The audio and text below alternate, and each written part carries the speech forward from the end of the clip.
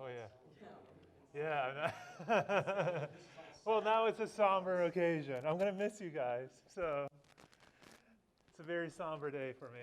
Um, yeah, I don't know. I don't remember why I made that change. Cry because it's over. Smile because it's happening. Oh, thank you. Yeah, that's very true. That's a good perspective. I mean, I will see some of you again.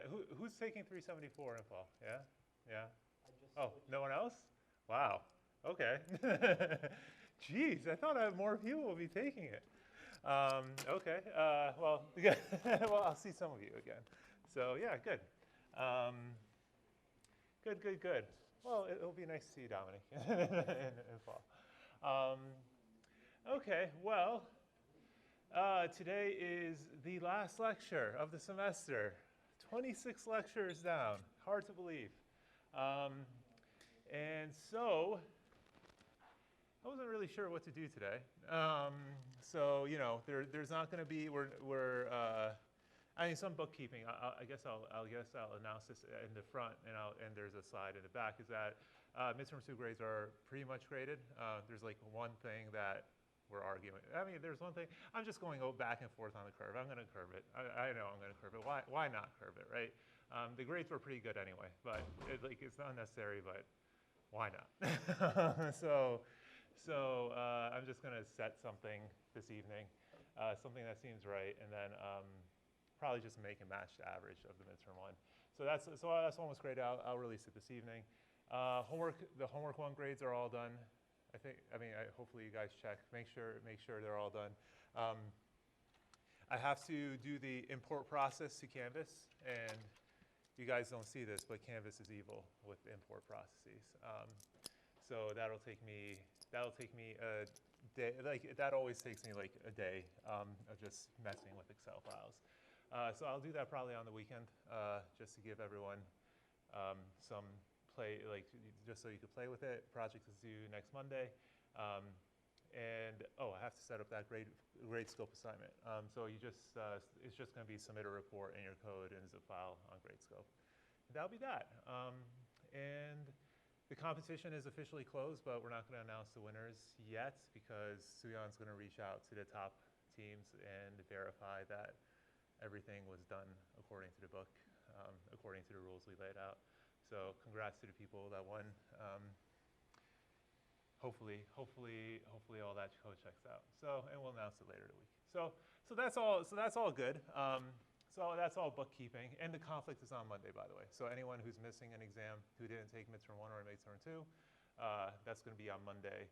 The midterm 1 conflict will be at 1:30. The midterm 2 conflict will be at 3. All this will be posted on Piazza later today or tomorrow. So all that's good. So all that bookkeeping is good. Thanks to your awesome TAs, that everything has run smoothly. So the question is, what should we do today, right? We shouldn't ever waste our time together, right? We should use our time together to learn. So I thought today we'd just go over what we've learned so far. Of course, a recap of what we've learned, some future trends that I noticed. I was actually at NACL, N-A-A-C-L. It's like the North American version of ACL. Basically what happens is every other year, ACL switches between being held in North America or being held overseas, like in Europe every year. And the years that it's not held in North America, NACL is held in North America. So that's where I was over the weekend. Over a week, so I noticed some trends there. So I just sort of made some slides about some interesting papers, and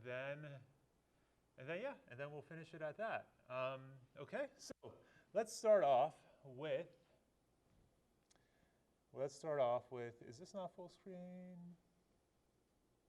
Yeah, okay, it's okay. Let's start off with what we've learned so far. Well, we've learned a lot in a very short period of time. And so, what have we learned? We have learned foundational tools and methods. And of course, I have to put this picture because it's one of the best images I created this semester. So wait, a secret, like if you want a secret to impressing people when you make presentations, I mean, most companies now have like sort of illustrators and graphic artists on staff, so having nice figures is pretty much standard nowadays, but no one has nice animations. Focus on making animations. Animate everything. That's how you capture people's attention.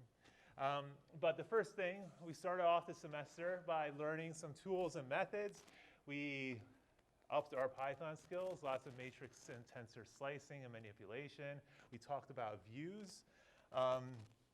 We upped our math skills, and this is we basically got the important parts of matrix calculus. Basically, the derivative of x squared with respect to dx is 2x. You know, those types of standard matrix calculus that appear in machine learning and gradient descent a lot. We got that stuff down. We refreshed our linear algebra. We spent the semester learning basically PyTorch, NumPy, scikit-learn. Especially PyTorch is probably here to stay. I can't imagine any other coding paradigm at this point overtaking it for machine learning languages. And then we learned basically optimization methods, computation graphs, how we develop computation graphs, how we go from basically a computation graph that has a couple nodes, and how that's done, and then we use that knowledge to basically understand how a computation graph for a billion parameter model is created, right? There's nothing really special about it. It's just a question of scale. The same way programming, we never think about the compiler anymore, but that's basically the situation engineers were in 50 years ago, that they had programs, then they would actually convert the programs by hand into assembly code. And then compilers came along, and you know, when compilers first came along, the people at the time had the same like sort of hesitations that I'm sure many people do now. That basically you get a program and it seems like magic. You put a program through a compiler, it spits out assembly code, and you don't want to trust it, right? It seems too easy. And I know this is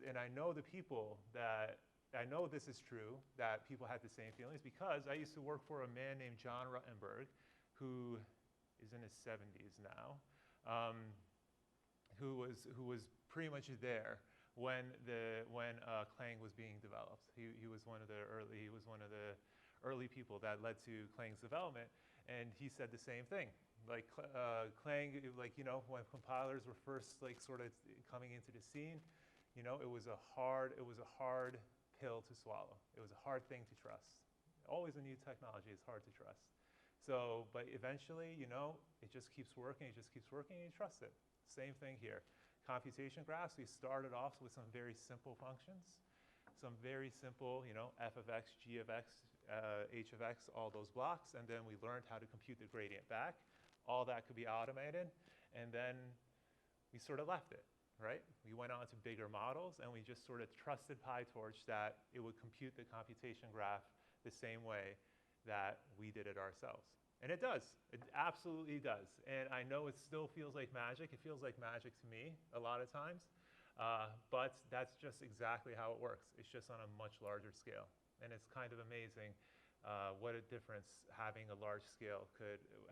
things at a large scale could do.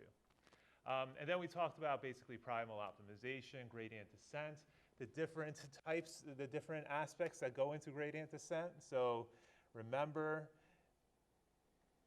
we have many different formulas for gradient descent. It's not necessarily only a question of taking the gradients, because we have limited computational resources.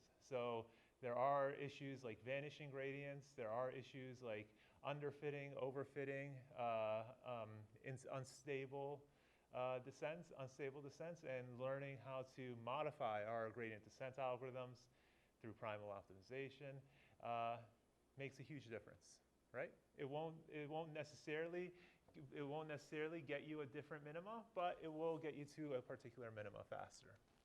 Does everyone remember that? Yeah. So all of that makes sense. Of course, PyTorch takes care of us because the PyTorch optimizer and dataset classes are pretty much magic at this point, and they do all of that for us. But in order to use these things, it's good to know how they work. It's good to know how they work because that is pretty much the only thing that'll let us trust it in the end. Then we talked about approaches for classification. We talked about linear and logistic regression. All that good stuff. Basically, having a labeled data set and trying to draw barriers to classify, to classify data set as one label or the other. So we did that with linear logistic regression, and then we also talked about support vector machines, sort of different ways to actually determine to actually do regression, especially logistic regression. So does anyone remember why support vector machines are useful?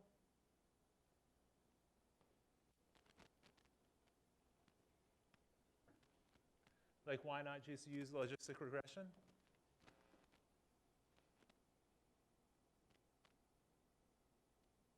Yeah, please, bud. It was like when you had strong outliers in your data, it would shift the initial logistics.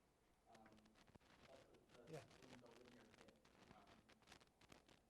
Yeah, no, that's completely it. When you had very strong outliers when you had data points that were very far away, you know, if you use standard regression, those data points would influence the barrier. But that's not necessarily what you want. You only want to sort of form a classification barrier based on, you know, the data points that are close to the barrier. You don't necessarily care about the point that is way the hell away. You know, you want to segment CSL from eceb. So it would be foolish to say that, okay, I'm going to draw a barrier on the entire eceb and then take the entire footprint of CSL and then draw the barrier. We just say, okay, the ending of the eceb is over there. The ending of CSL is over there. You just draw a barrier there, right? So the support vector machines were just another abstraction on top of logistic regression. Basically, we argued that the only data points we needed to be concerned about were the data points that were closest to the barrier. As long as the data points were on the right side of the barrier, that's gravy.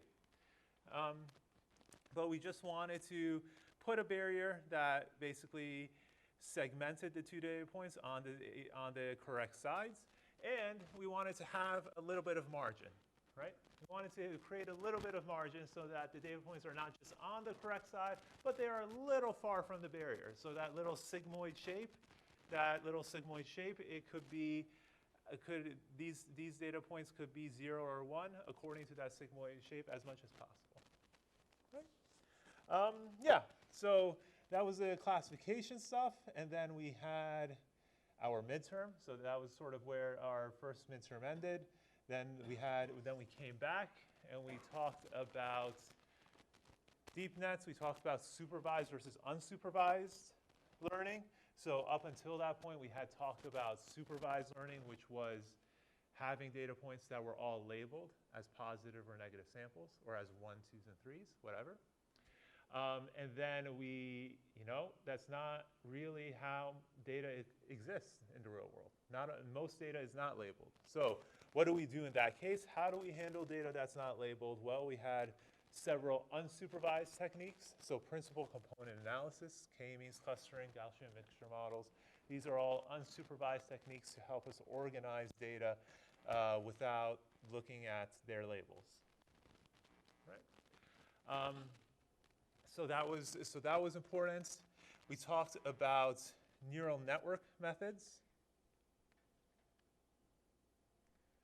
This looks much better on. Yeah, the next time around, I'm gonna see if I could do anything about adjusting the image sizes according to the screen size. There must be a HTML shorthand for this. But we also started talking about deep neural nets. We talked about how the trick of deep neural nets, of having multiple layers, is simply that by having multiple layers, instead of having a barrier that is just a line. You could combine multiple barriers together to form a curve, right? So that is why deep nets are so useful. It's because in a single layer, in a linear regression model, you have only a linear barrier, right?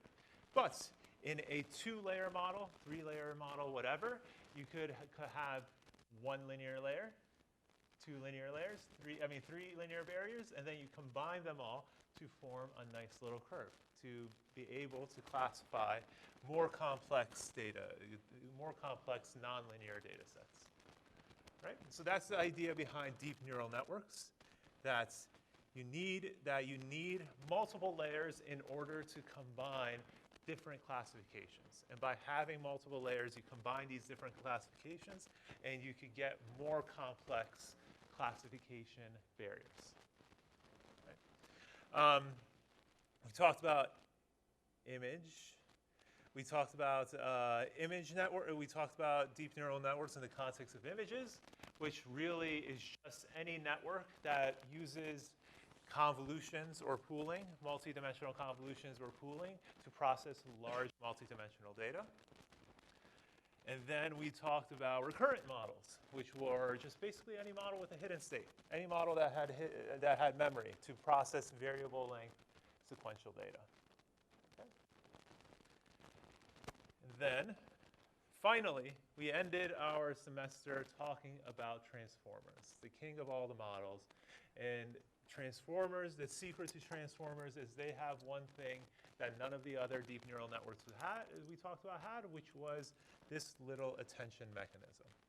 And why this attention mechanism works is still, I don't think anyone could give you a good answer. We know that the attention mechanism allows a model to relate different parts of a sequence to each other. So relate a noun with its adjective and combine those two into a single embedding. We know that's how the attention works.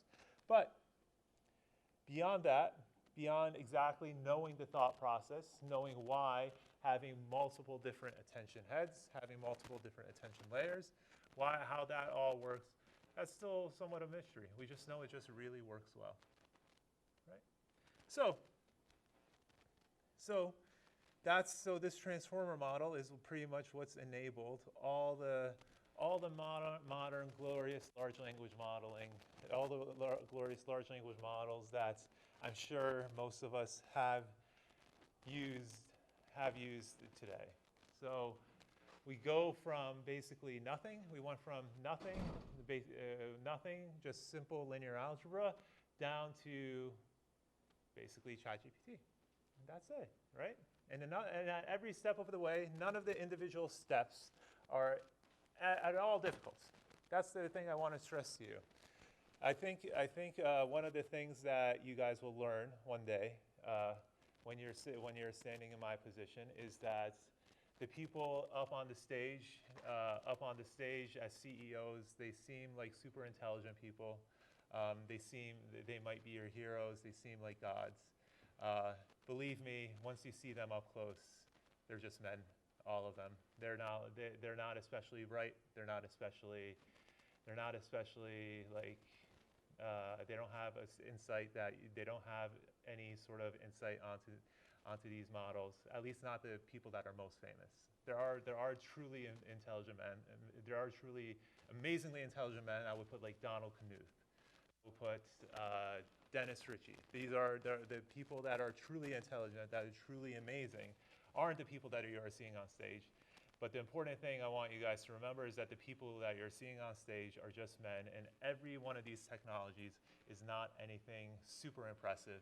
It's just a bit of linear algebra, just scaled up. Scaled up, taken to a billion parameters large. And as long as you just sort of read the papers, it's nothing that you can't understand. Okay? All right, so the question is, we've gone through all of that. We've gone through linear algebra. We've pretty much touched on a lot of different machine learning topics. And the question that I've been asked a lot in the last 2 months is, what now? I told you my goal from the first lecture was, in the first lecture, I told you my goal was to give you enough knowledge of machine learning so that you have a general understanding of the most popular concepts, and that basically you could pass a machine learning interview. I hope that I've done that. You know, I guess we'll see. Let me know if you pass or fail your interviews. You could blame me. Don't worry. But there's always more to learn. There's always something that you don't know. So I just wanted to give a couple courses that you could consider taking in the future.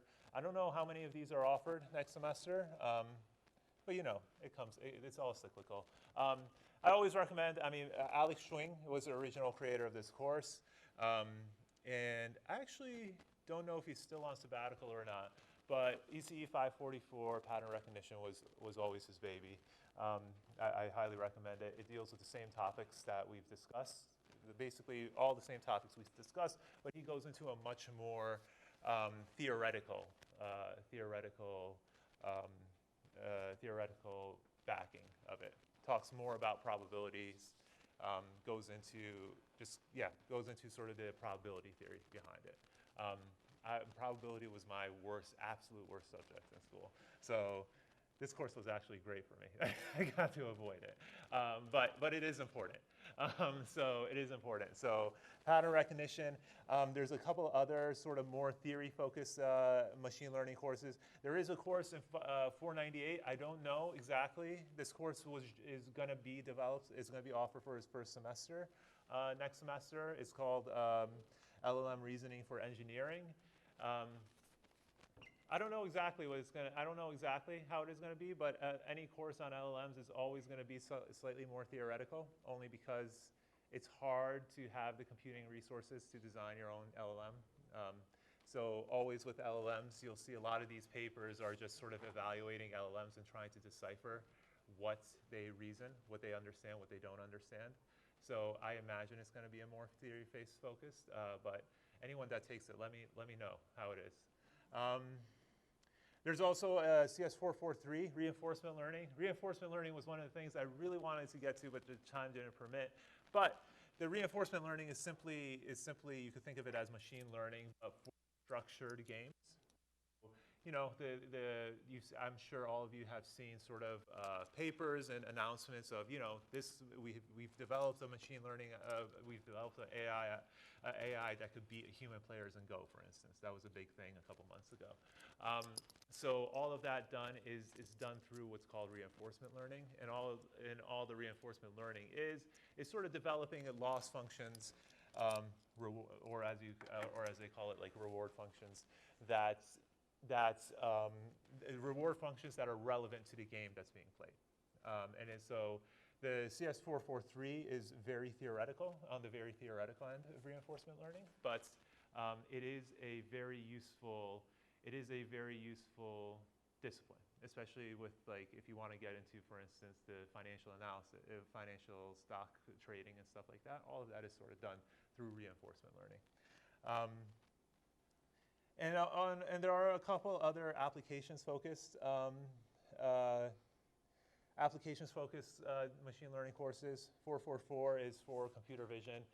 Has a lot of the same subjects, but it has more of it focuses more on the vision applications of the stuff we talked about.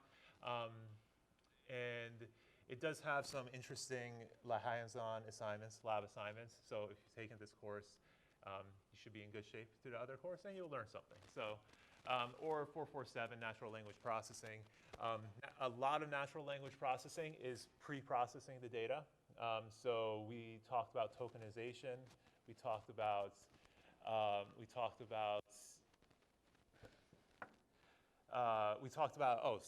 masking and next sentence prediction, those sorts of topics. So those are specific to language processing, text generation, all of that. That's sort of specific to natural language processing. So there are a lot of advancements that could help you with natural language processing, concepts like stemming, which is basically breaking up a word and taking sort of the suffixes, breaking up the word between the word and the suffix, so separating structure from ing, that sort of thing. There are a lot of little concepts about that for language processing that could help you. With that. So if you are interested in natural language processing, that's a good course to take. Niraj said it was, I think it was Niraj that took it, and he actually really liked it. So some good courses that you could take next. Any questions before I move on? Anyone want to interrupt me? Ask me anything? Okay. So then the last part of the course is basically stuff I saw over last week, stuff my grad students and I have been talking about lately, stuff that you may find interesting. So I just wanted to share that with you. Maybe this would inspire your own research projects. But there are a couple trends. There are a couple trends that we should all be aware of. I am the first person to say that I am a terrible fortune teller. Pretty much everything I've thought has ended up wrong. I was sure Bitcoin would never, it would be completely garbage 10 years ago. I still don't understand why it has value other than for illegal activities. But there are certain things that we could hold true in machine learning. The first one is simply that model sizes are getting bigger. The sizes of language models is getting perpetually bigger. There's actually this nice little website. I could open it up right now. It's called Our World in Data. They don't just do things for machine learning. Actually, let me go to the website. I have a great deal of respect for them. They sort of present a lot of socioeconomic and technological data, and sort of have very interesting JavaScript visualizations, basically.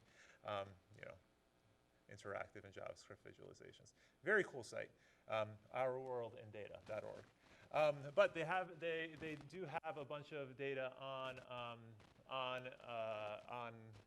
natural language processing, on AI and AI.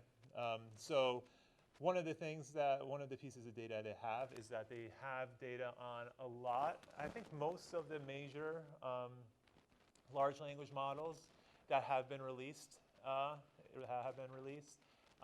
This is most of the public, I should say, large language models that have been released.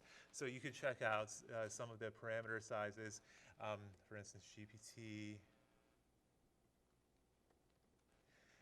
most of the GPTs are on there up to 3.5 turbo, which is 16 billion.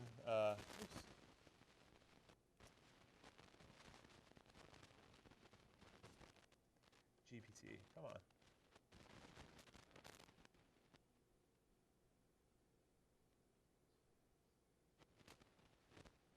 Oh, yeah, GPT Turbo, which is 20 billion parameters. Hard to believe that we were at 20 billion parameters just 2 years ago. That's kind of nuts. There are so many larger models. DeepSeek, which was released. Actually, DeepSeek V3. Which one was V3? There we go. V3 is up here. Come on. Okay, hold on. DeepSeek. There we go. DeepSeek V3 is at 670 billion parameters. So that's 5 months ago. But it sort of gives you a nice little overview of what sizes all these large language models are, and you'll see that things were basically slowly increasing from the first AI models up to, let's say, basically 2019, and then once 2019 hit, things kind of went insane. Does anyone have sort of an idea of what happened around 2019 or around 2018, 2017? Yeah. NVIDIA, yeah. CUDA was released in, I want to say 2017, right? CUDA release.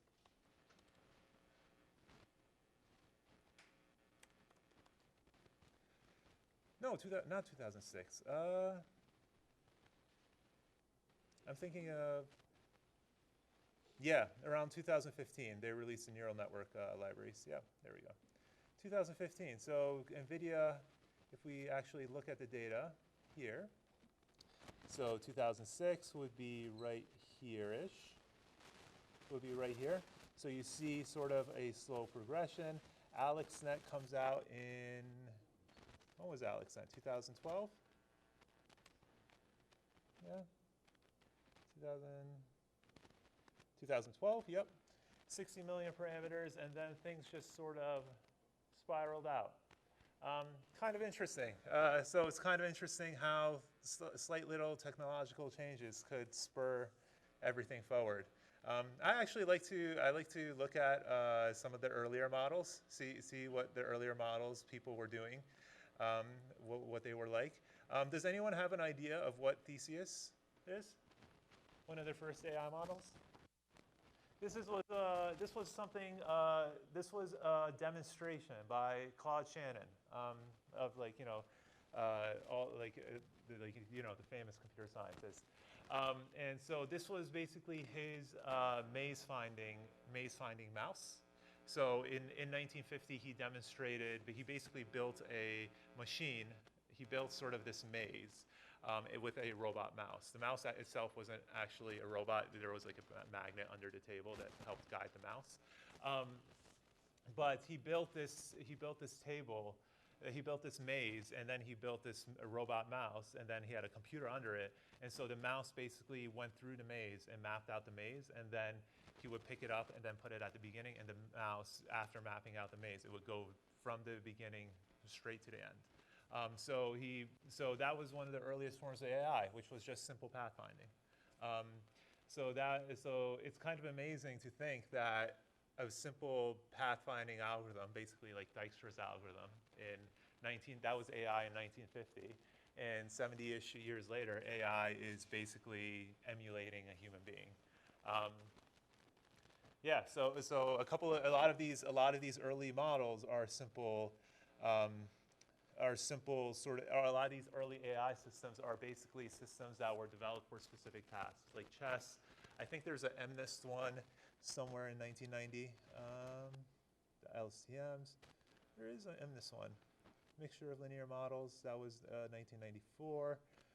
Yeah. It's somewhere there. Oh, is it? Where's the handwriting? I just hierarchical. Cognitron. Nope. This room. I don't know. All right, it's somewhere in there. You guys could take a look. But kind of interesting. So kind of interesting to take a look at all the different systems that came before, especially the early ones. One truth of research is that different technological concepts. There's a quote that says something like history doesn't repeat, but it rhymes strongly. That's true of most technological concepts also. Not the exact same thing doesn't come up again and again, but the same basic concepts do. So kind of interesting how a lot of the ideas behind transformers, in fact, existed way back before. People have published them before and had gotten them work. Yeah, kind of nuts.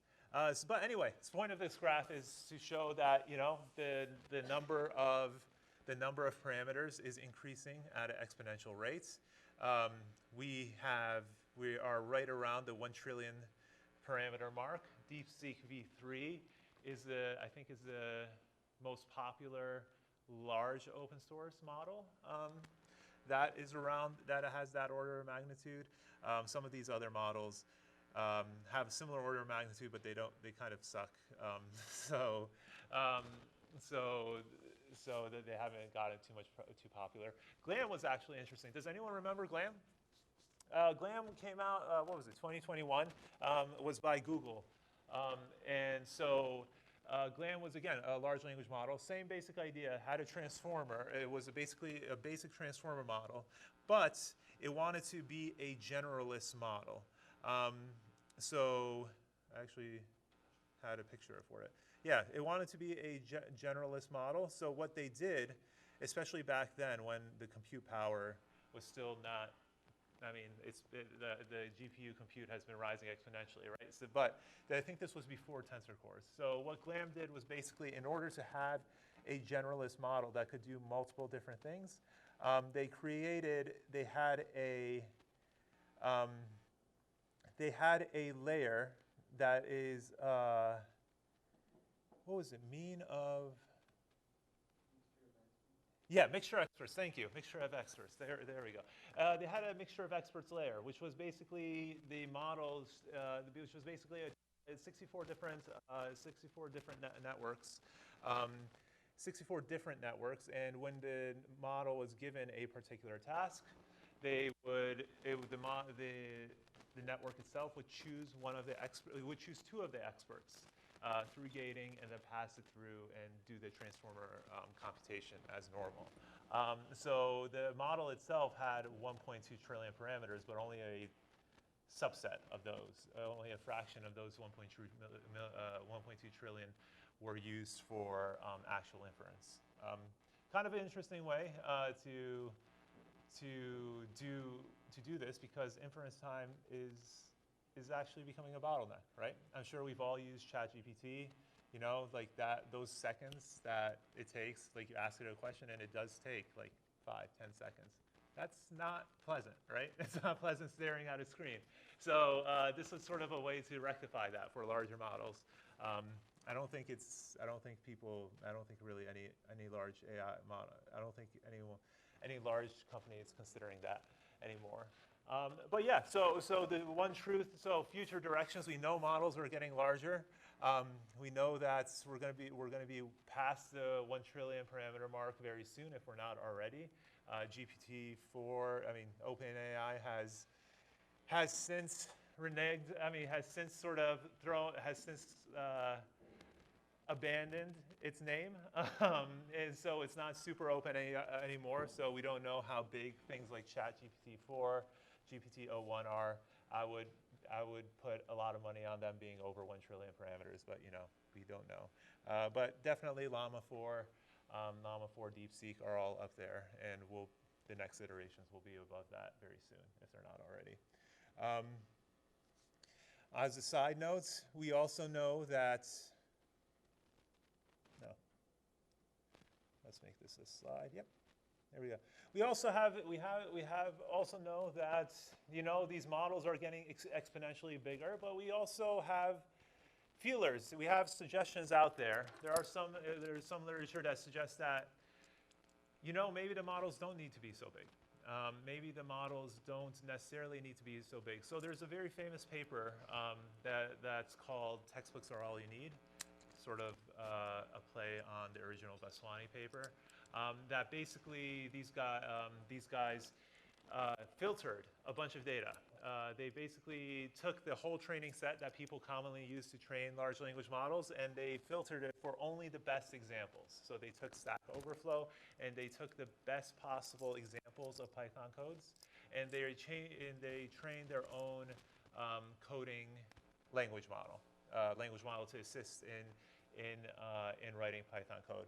And what they found was basically their Phi-1, they called this language model Phi-1, and the only difference between Phi-1 and these other models, well, the architecture of Phi-1, simple transformer, but the only sort of novelty was that they were very, very purposeful with the data they selected to pre-train the model with. And so we saw that with a far smaller data set size and a far smaller model size, they were able to obtain a higher human evaluation and what is it? Something Python code. This is an evaluation metric for how well you write Python code. They were able to obtain far better metrics than some substantially larger models. So for 47 versus 50, but GPT-3.5 has 175 billion parameters, and this 5.1 model only had 1.3 billion, like 1% of that. So, one thing that you should consider in the future when you're trying to tackle your tackle when you're trying to develop your own model, machine learning models is, yes, larger models in general will help you.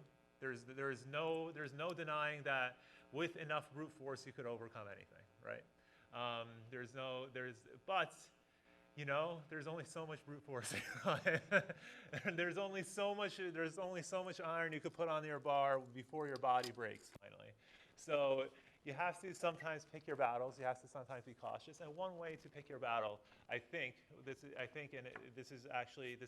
was a theme in ACL this year, is making sure the data that you train the model or fine-tune the model on is good. And that is actually a very hard thing to do, but it's not an impossible thing to do, right? So there are different methods to do this. There's different methods to filter that data. All sorts of papers, if you want, I can refer you to.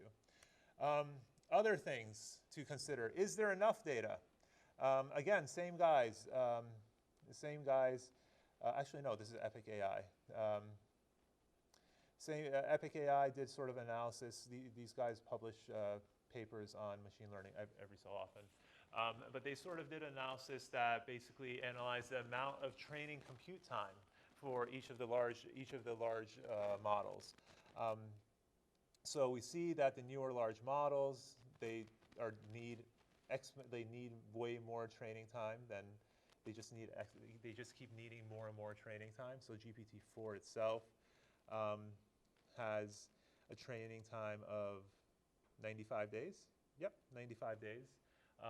Which, you know, you might think of that. You might think of that and say, well, that's not horrible, but at the same time, that's 95 days of their server farm, of basically their entire server farms being dedicated to training this one model. And so the training compute cost is $41 million for a single model. That's kind of insane. That's kind of nuts. But the amount of training time you need is getting larger.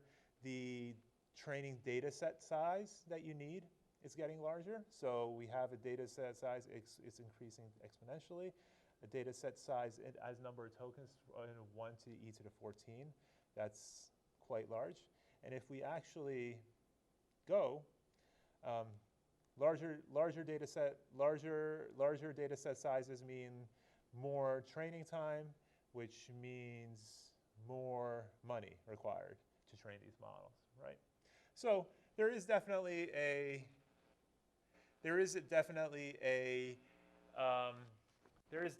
race to see if this trend will hold. And as we all know, exponential increases can't hold forever.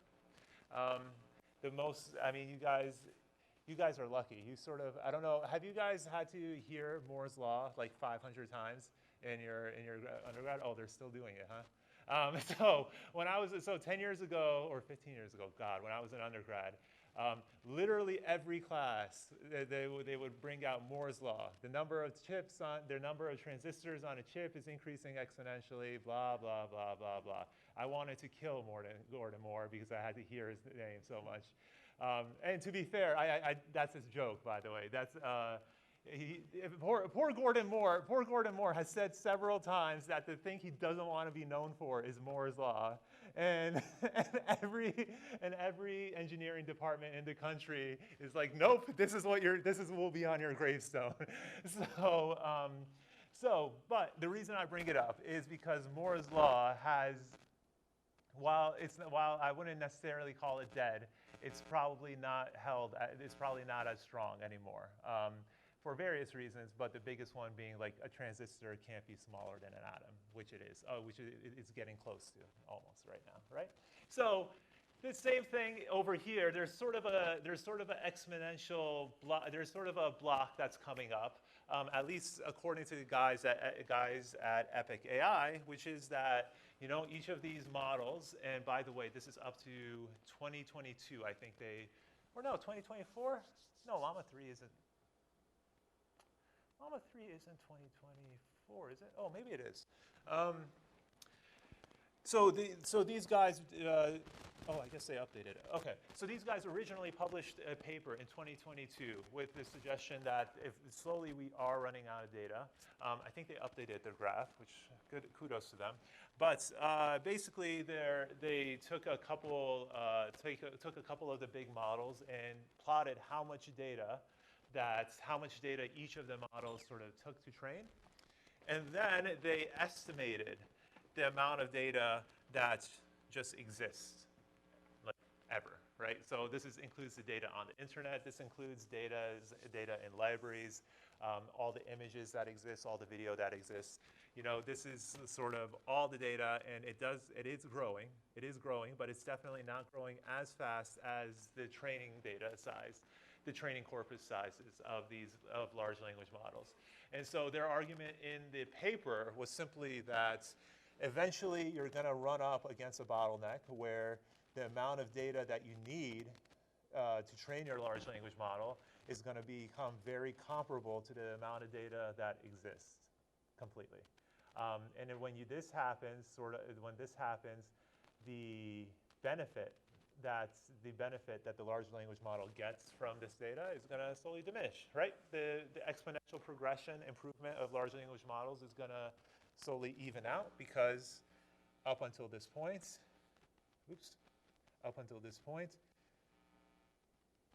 number of parameters is pretty much very closely correlated with, number of parameters is very closely correlated with the amount of training data you need. So if we keep that assumption true, that with larger models you need more training data, eventually you're going to get to a point where you can't have larger models anymore. And if you actually read their paper, they go into a second issue where, you know, if you get close to this limitation, you're going to have to accept a lot of data that's effectively garbage. Like, think about the internet. How much of the data do you think really has value? You know, it's one of those things that you know, on one hand, everyone has been saying that large language models aren't that smart for a long time. I mean, clearly they are getting better, so a lot of people have been wrong for a long time. But we'll see. We'll see what happens. And so the prediction here for these guys, the prediction is by roughly 2030, we'll see the effects of hitting the data limits. So in 5 short years, maybe once you guys are in Google and Facebook, then maybe there will be a crisis. So you better get into those companies quick. So is there enough data? Who knows? I don't know. Honestly, I've been wrong a lot. So I personally am of the opinion that there isn't enough data. And honestly, there isn't enough data, and there's other problems, I think, but I don't know anymore. I've been wrong so many times.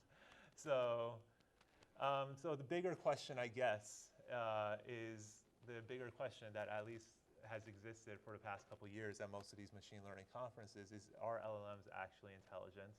And anyone that tells you a yes or no solution, a yes or no answer, is actually the idiot in the room.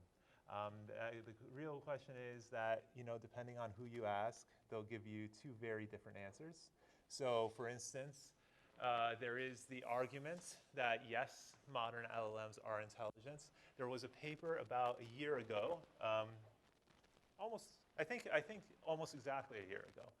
In 2024, Google published a blog post titled "AI Achieves Silver Medal Standard Solving in the International Math Olympiad Problems," where they took several Math Olympiad problems and just developed took a combination of their Gemini LLM plus their AlphaGo reinforcement learning algorithm, and they showed that it performs right at the border. It performs right at the border of the silver and gold medal distinction of these problems. kind of interesting. This was graded. This was graded by actual judges for, I believe, actual mathematicians, judges for the Math Olympiad. So, presumably, it's fair. It's fair. But their argument basically was that our LLM systems have gotten so smart that they're able to match some of the smartest people in the country in mathematics, which is something that a lot of people have been saying that is a weakness for LLMs. Like the precision that you need for math, that has historically been a problem, but their blog post last year sort of argued against that. So that was a very interesting blog post that got a lot of notoriety. More recently, thank you to Alex for sharing this paper, because I had a lot of fun sort of reading it, and I'm still trying to decipher it completely. But Anthropic sort of analyzed their own Claude LLM, and they wanted to know, are these LLMs actually thinking, or are they truly regurgitation machines? So, there is this concept that's been recently, there is this technique, concept thing called attribution graphs that's recently been introduced. And as far as I understand, with attribution graphs, what's happening is that they modify their transformer circuit in their Claude LLM so that they extend the linear models so that they could extract sort of embeddings from the intermediate in linear layers in their Claude LLMs. And then when they extract the embeddings from the intermediate linear layers, they sort of see what those intermediate states are doing. They sort of match those intermediate states to other tokens in the data set and try to figure out what those intermediate states are doing. So this is basically, they call this an attribution graph. And so very complex thing. I still don't fully understand it to be completely straight with you guys. But the argument in their series of papers, I think they have 3 papers so far on this subject, is that, that if you do these attribution graphs, you can see these intermediate states are actually thinking, are actually making some intermediate connections. So for instance, you ask the model, the capital of the state containing Dallas is, and you see the model looking at sort of the attention for capital, looking at the attention state for state, looking at the different piece of information it has in its data set, and says that, okay, it's combining capital and state, it's getting Dallas, and it's relating that to the idea of Texas, and then it's combining Texas and state capital to the idea of Austin, and finally it outputs the idea of Austin. Right? So their argument is that LLMs are actually thinking machines. And that you could show they're thinking machines through these attribution graphs. Now, all of this relies on the idea that these attribution graphs are a true measure of how the model is thinking. So these attribution graphs, I am not sure I would definitely say that these attribution graphs are a little finicky. So I'm not an expert on this. I'm still trying to work my way through my own examples of these attribution graphs to fully understand them. But it appears that what they're doing with the attribution graphs is that they are taking the attribution graphs and then they are connecting it to certain other input features. And then they're connecting each of these nodes. They're looking at the attention graph between each of the tokens, between each of the layers. And then they are connecting the strongest of these nodes with different input features. And then they connect these input features to the top activations of different inference models. And then, only then, do they put those, do they summarize this as, say, a capital. Okay, now, I'm not going to disparage them at all. I actually really like their work, and I'm trying to recreate it myself. I will say, though, that the layers of interpretation needed for going from this to this give me pause, and they should give you pause too. There is this thing like in human beings where we're trying to see patterns where they might not exist. I remember when I was sort of like a teenager, Coco the gorilla, like could do sign language, and then years and years later, pretty much every person that was fluent in ASL was like, well, she's moving he or she's moving her fingers, but like, I mean, it can mean anything. Like, it's just sort of a vague, it's up for interpretation. This is one of those things that I think needs more research. I'm pretty much, I'm very curious to see, I'm working through it myself to see exactly how these summarizations are coming from these parts here. Because I definitely don't see the direct connection between Texas related and like this, like Saturday 2 or Austin and stuff. I'm not saying that it's not, they're wrong. I'm just saying that I'm still working through it. But I bring this up because, you know, you have Google, which is saying that, you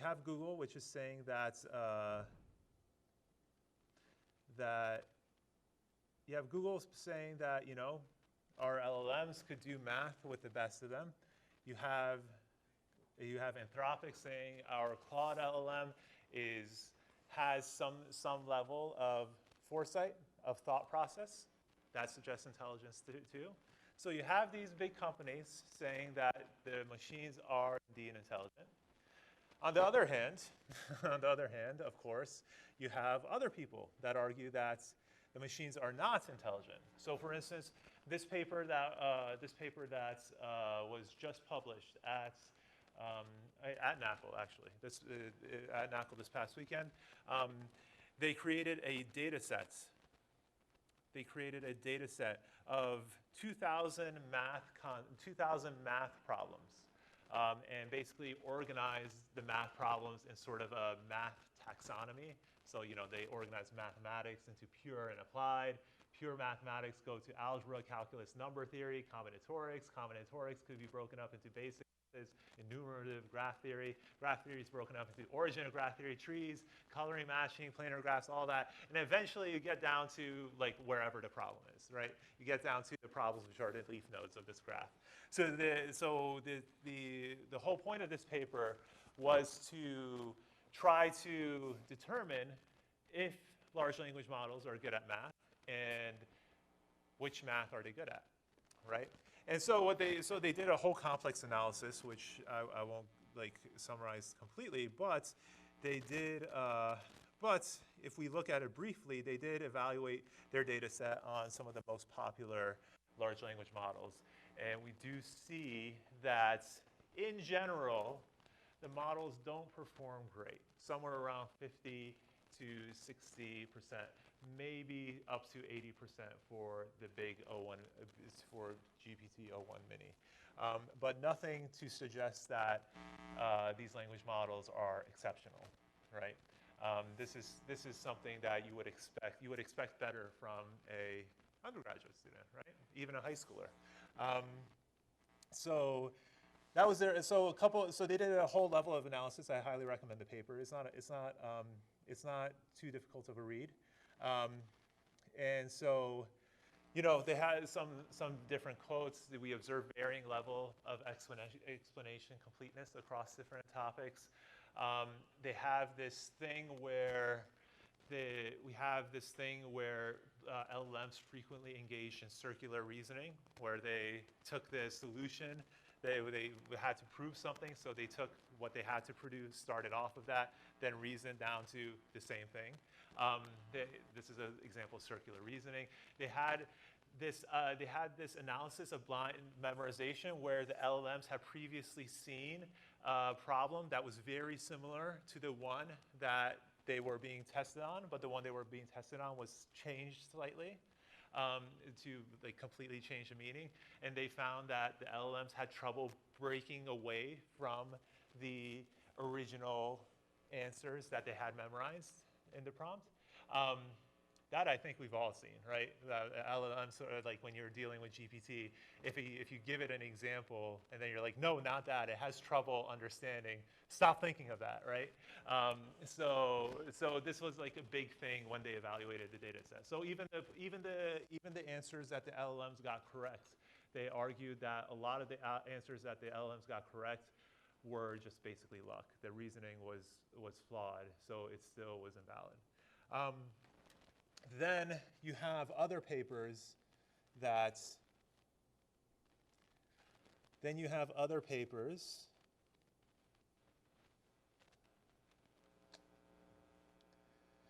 that argue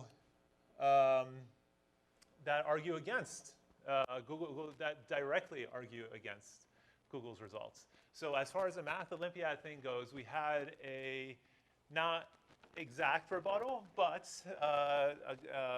Petrov et al., those guys sort of evaluated LLMs on the 2025 USA Math Olympiad. Literally, the Math Olympiad that just occurred, they took the models that were published before it and then tested it on the 2025 problems. And they did that because there's always a question with LLMs that, are they getting this problem correct because they're reasoning through it, or because they've been trained on the internet and somewhere on the internet this problem has appeared, and so they had it memorized, right? So at least in this paper, their argument was, well, this Olympiad contained, I want to say 6 novel questions that had never appeared on the internet before. So if the language models are able to do this, that would suggest that they're truly intelligent. If they're not able to do this, if their performance significantly drops, then that suggests that maybe they're doing more memorization than actual thinking. And actually, what they found was the latter. They basically found that most of the large LLMs just completely failed on all the problems. There was nothing of value found. So, you know, you have some people arguing that language models are truly intelligent. You have some people arguing that they're not. And so you're left wondering what the actual truth is. So, you know, that's something you guys have to figure out. I'm not sure. But what I do know is that I personally am of the opinion that the language models, that the version of AI we have in our heads is not simply regurgitating information. That the version of AI we have in our heads is something truly special that could surpass a human intelligence. So to that end, I would like to finish on an excerpt. I know I mentioned this short story by Isaac Asimov before, but I'm sure I just want to sort of push it one more time and say that I think this is one of the best. I think this short story contains one of the best explanations of what AI that we desire should be. And it starts off, this is just literally the first couple paragraphs. It starts off saying, the short story is called The Last Question, published in 1956. And it starts off saying, the last question was asked for the first time, half in jest, on May 21st, 2061, at a time when humanity first stepped into the light. The question came about as a result of a $5 bet over highballs, and it happened this way. Alexander Adel and Bertram Lupov were 2 of the faithful attendants of the multivac. As well as any human being could, they knew what lay behind the cold, clicking, flashing face, miles and miles of face of that giant computer. They had at least a vague notion of the general plan of relays and circuits that had long since grown past the point where any single human could possibly have a firm grasp of the whole. Multivac was a self-adjusting and self-correcting. It had to be, for nothing human could adjust and correct it as it corrected quickly enough or even adequately enough. So Adele and Lupov attended this monstrous giant only lightly and superficially, yet as well as any man could. They fed it data, adjusted questions to its needs, and translated the answers that were issued. Certainly, they and all others like them were fully entitled to share in the glory that was Multivac. For decades, Multivac had helped design the ships and plot the trajectories that enabled man to reach the moon, Mars, and Venus. But past that, the Earth's poor resources could not support the ships. Too much energy was needed for the long trips. Earth exploited its coal and uranium with increasing efficiency, but there was only so much of both.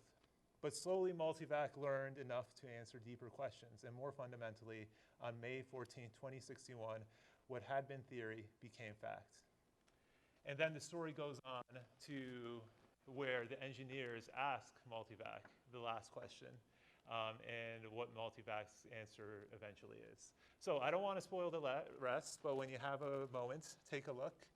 But for us, the last question of this course is, have the models and techniques that we've learned so far led to multivac, or is something more needed?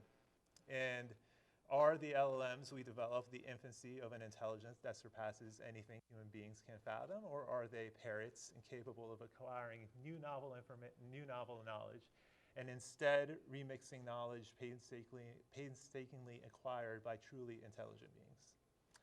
I have no idea, but either way, there's still work to be done. So now is the time to keep hammering in the anvil, or in our cases, keep tapping the keyboard.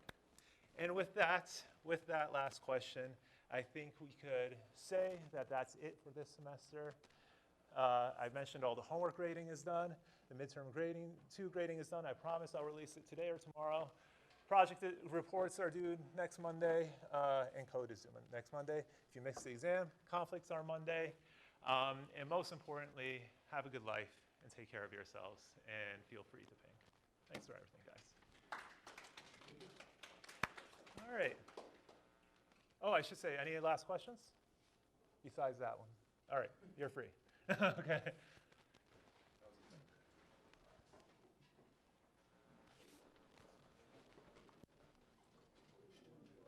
Thanks for a great semester. Oh, of course, man. So, Yeah, anyone yeah, please, yeah. on Monday, like, take the exam, whether, like, you did better or not, like, first exam, or do you still, like, check that if you're, like, top 20%? Oh, well,